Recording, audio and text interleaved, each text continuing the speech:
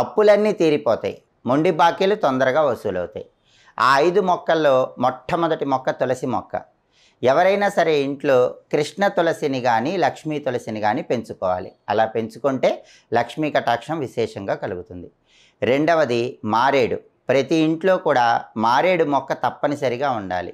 ఏ ఇంటి ఆవరణలో అయితే మారేడు మొక్క పెంచుతూ ప్రతి శుక్రవారము కూడా మారేడు మొక్క దగ్గర దీపం పెట్టి శ్రీ వృక్షాయై శ్రీనివాసాయై నమః అని 11 సార్లు చదువుకుంటారో ఆ ఇంట్లో లక్ష్మీదేవి గల్లు గల్లుమని నాట్యం చేస్తుంది.